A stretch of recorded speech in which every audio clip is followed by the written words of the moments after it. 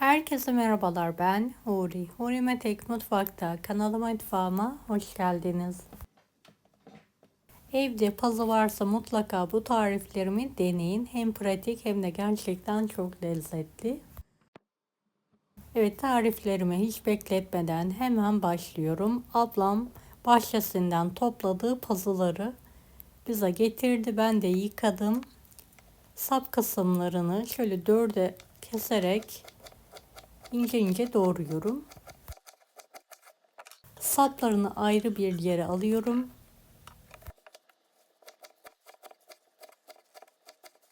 Evet, yaprakları da doğrayarak ayrı bir yere alalım.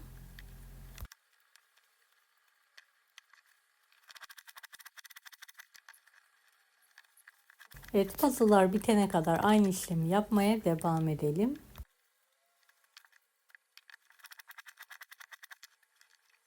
Beni hangi ülkeden veya şehirden izliyorsunuz merak ediyorum. Yoruma yazarsanız sevinirim. Pazı tava için bir adet kuru soğanı şöyle iri iri doğruyorum dörde bölerek.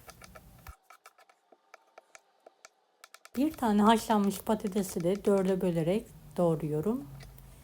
Şöyle dereotu saplarım var. Onları da ziyan etmemek için doğrayarak üzerlerine alıyorum.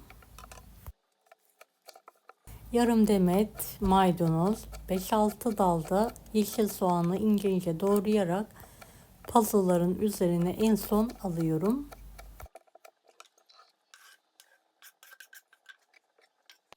1,5 tatlı kaşığı tuz, kırmızı pul biber, karabiber ekliyorum. İsterseniz karıştırın, isterseniz elinizle ovalarak biraz suyunun çıkmasını sağlayın. Evet, kaynayan sıcak suya saplarını alarak yumuşayana kadar haşlamayı bırakıyorum. Daha sonra yaprak kısmını da ekledim. Birlikte yumuşayana kadar haşladıktan sonra süzüyorum.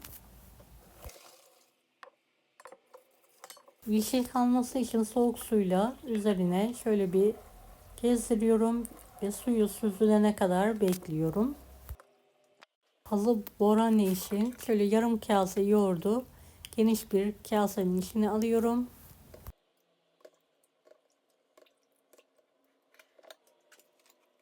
Bir miktar mayonez, 3-4 diş sarımsağı ezerek alıyorum.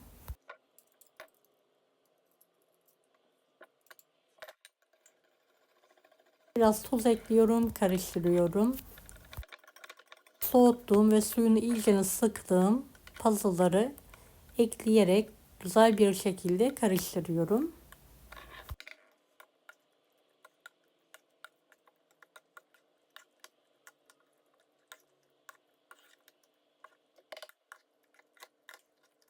Ve şöyle yoğurtla karıştırdıktan sonra bir miktar bekletiyorum.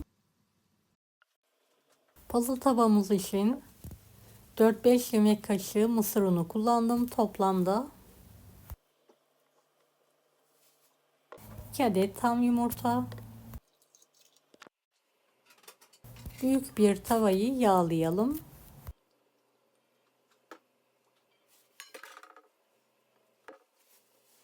Evet, elimizle şöyle yoğurarak karıştıralım.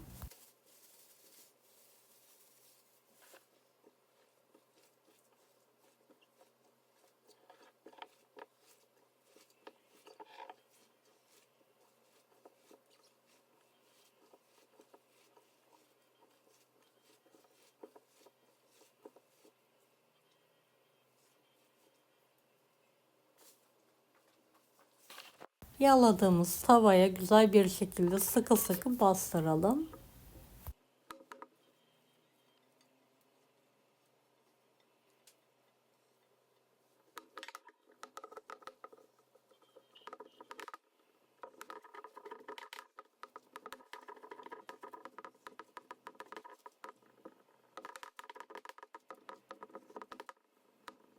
Orta ateşte kapağı kapalı bir şekilde arkalı önlü nar gibi kızarana kadar pişirmeye bırakalım. Evet, pazımızı servis tabağına alarak düzeltiyorum. Üzerine kırmızı toz biberli zeytinyağı gezdiriyorum.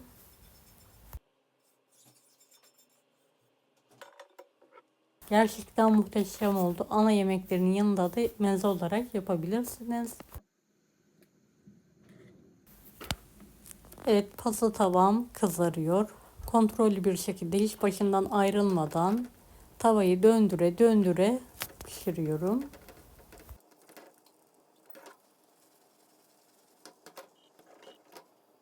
Kapak yardımıyla ters çeviriyorum. Diğer tarafı tekrardan yağlayarak tavaya alarak kızartma işlemine kontrollü bir şekilde devam ediyorum.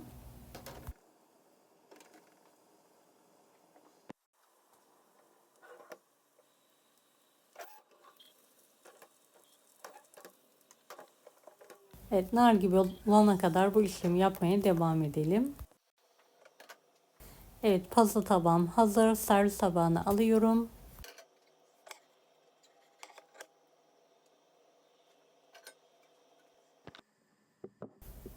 Evet, 2 yemeğim de hazır.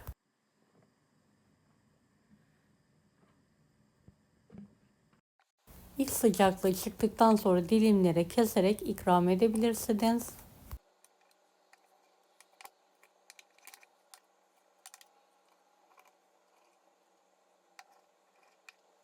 Hem hafif hem lezzetli oldu. Mutlaka deneyin.